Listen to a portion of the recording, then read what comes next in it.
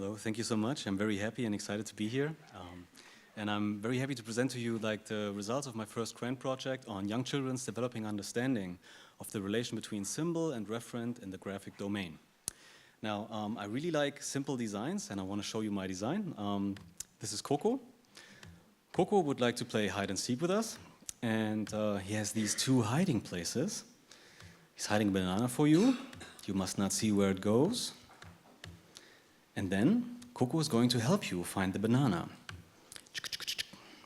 He's going to help you find the banana. Now, where is the banana? That's it already. That's a symbolic object choice test. That's basically all you need to know about what we're doing in the next 15 minutes.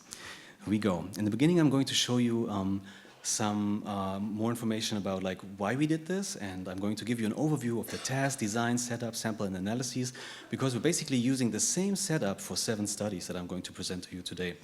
And then in the end, I'm going to wrap it up a little bit. Now, when I started out thinking about this grant, I was going through the literature on young children's understanding of graphic communication and symbol-referent relationships, and I had the feeling that there's a strong focus on representations, basically iconic symbol-referent relationships. Often in these studies, or most of the time, age is used as a categorical predictor, and there are many different paradigms, which makes it kind of hard to compare the results that we have so far. And so the idea was to focus on various symbol-referent relationships, really explore the developmental space, use age as a continuous predictor, and do everything in one coherent, simple paradigm. That's basically the pitch for this project.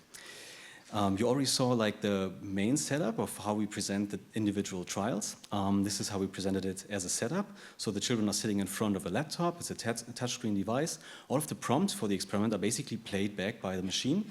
And so it's very controlled, and the experimenter is just present to supervise and help if there's any problem. Children can make a choice by touching the corresponding target on the screen. And we always start out with 4 familiarization trials. In these first trials, children receive feedback, and they really only have to remember where the banana goes.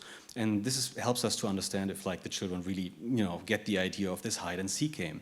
Then we move on to the test trials, and this is important. Here they don't receive feedback. We simply acknowledge their choice by saying, thank you. And now for all of these trials, we always have a target, a distractor, and a cue in the middle. And every other child should then probably see the other combination that is possible. So this gets us to a matrix like this for condition like representation, where we always have symbol-referent relationships that are just simply based in iconicity and representing basically what the targets are. After familiarization phase, children go into one of 4 experimental blocks, and we always present the conditions in a blocked fashion, however counterbalanced across individuals. All of these studies that I'm going to present to you are pre-registered, so we had the analyses and the design and the stimuli pre-registered, and we wanted to test 2 children per month of age from throughout the entire preschool range. And this is actually the boys and girls that participated in our studies here. So this is for the first 3 studies from 36 months to 84 months. 1 boy and girl per month of age, almost very cleanly. We use Bayesian analyses to model the probability of children making a correct choice. And our main criterion for finding out when children as a group perform above chance is when a 95% credibility interval surrounding that estimate is no longer overlapping with chance level. So a very simple approach for finding when children perform above chance. Now you need all you need to know. Now you know all you need to know, and we can jump right into the results. Let's start with the most simple thing that we could do, namely representation, where this outline drawing is just representing one of the targets. This is something that children can do at 36 months of age. This is the lower rim of our age window, and it's great because this shows us that the children are able to do this task. There's really no problem, and it also gives you an idea of what this curve looks like across the preschool years, for something very, very simple.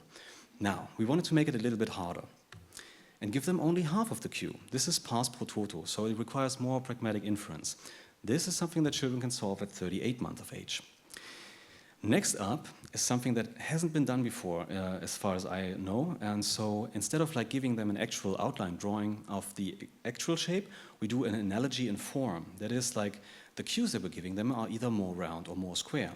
This is very difficult, and children succeed at 47 months of age, basically around the 4th birthday. We also had the idea that in these simple cues, it's kind of hard maybe to extract the feature of like being round or square, so we also gave them in another condition more complex shapes, where there's more information, if you wish. And again, this is something that children solve just after the 4th birthday. From the first study, we now have data on representation, past pro toto, simple and complex form analogies. But we didn't stop there, we wanted to go on. And now let's look into study 2, orientation and position. This is something that you need if you want to read maps, for example. However, what we are doing is much more simple. It's really, can they use any of these dimensions to establish reference in the graphic domain? For example, you have like different shapes, like a circle and a square, but they align in terms of the position that they have in the reference frame. This is something where children succeed at 44 months of age. We also did relative position, which is slightly more complex, with the cues being more further together or further apart or oriented horizontally or vertically. Here children again succeed just after the 4th birthday. Moving on, something that looks very simple, orientation. Different shapes, but they have the same orientation. Children succeed no sooner than 50 months of age in this task. One last thing, for this study, orientation of feature, I thought it would be a good idea to always do the orientation of the entire object or maybe of a feature of that object, which requires a little bit more abstraction. And again, children here succeed at 47 months of age. From study 2, we now have data on the developmental trajectories for absolute and relative position, as well as orientation of the object and the feature. Study 3 is doing something that is very important for the origin, or the invention of writing systems, namely size and number. These are really the most important cues that, back in the days, people needed to record or started out with simple notation forms. If we use size as a cue, this is something that actually looks very simple, but children do this no sooner than 49 months of age in this specific task. We also did a size of feature, which is arguably very tricky. So here the cue is referring to a part of that object.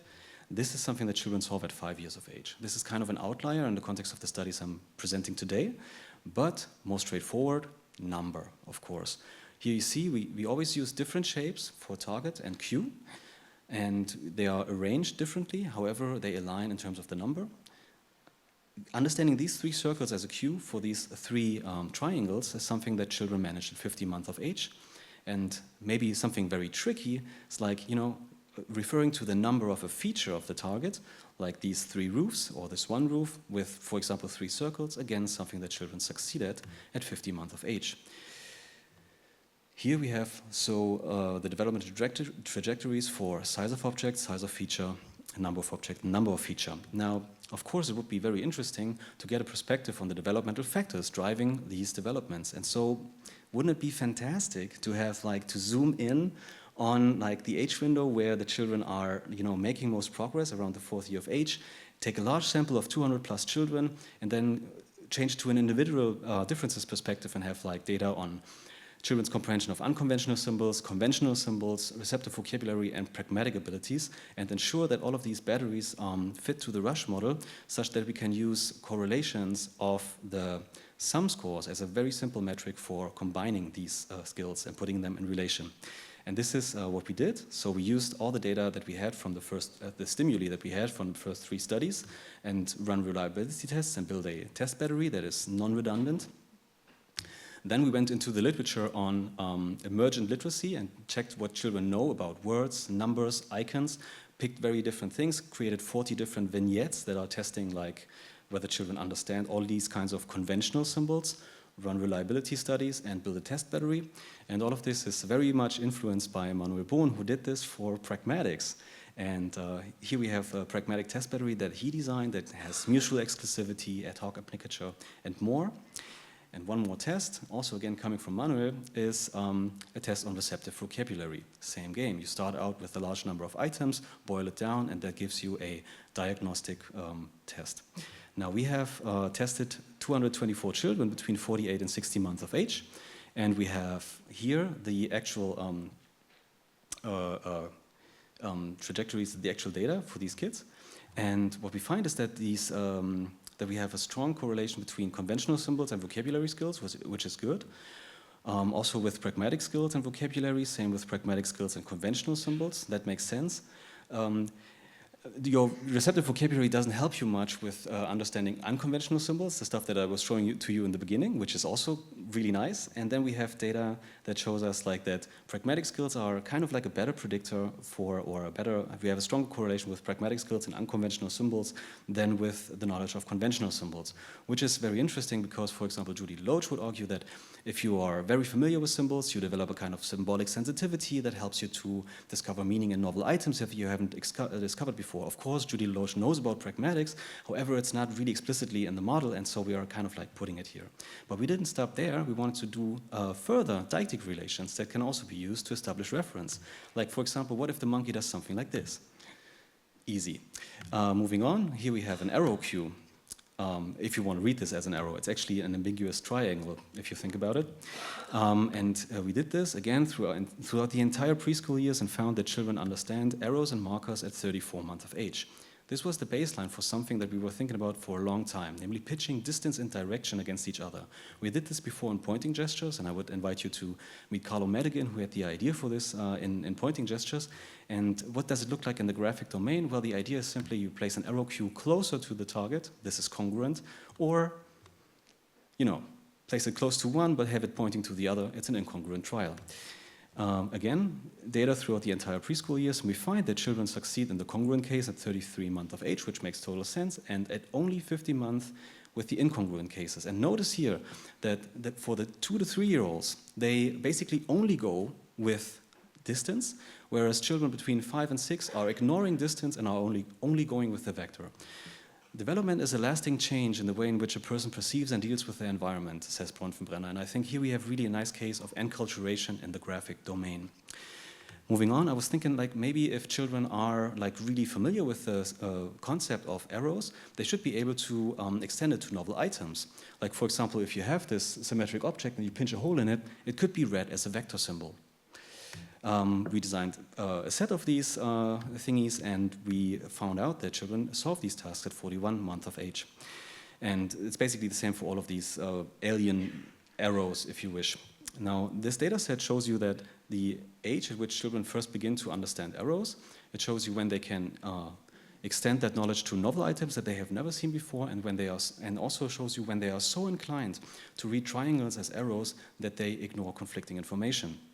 All of these studies give you lots of information on specific things about graphic communication. However, if we're zooming out, there are some things that I would like to present now to sum it up. And that is, I think we have here a comprehensive, coherent, and robust reference data set for the comprehension of various symbol referent relationships in the graphic domain. This might have educational implications, and also is very helpful for designing novel experiments. We find that children's pragmatic abilities play a crucial role in their ability not only to learn words, not only to learn conventional symbols, but also to uncover meaning in these unconventional symbol referent relationships that I was showing to you in the beginning. We see that iconicity and deixis are key in the 3rd year, but access to more conceptual symbol referent relationships develops around the 4th year, and almost like across the board. Like, we cannot really draw a stepwise sequence. It's really like around the 4th birthday, all of them become like really intuitive for these children. And yeah, so we have converging evidence from multiple studies for qualitative shift and symbolic competencies around the 4th birthday. That is prior to literacy acquisition. I would like to thank the master students that helped us actually collect this data. This was at the end of the pandemic when the lockdown ended, and we went into kindergartens with 8 people testing at the same time. It was really a rush and almost without piloting. And that was 15 minutes of results. So here's a picture of my daughter holding a pen for the first time.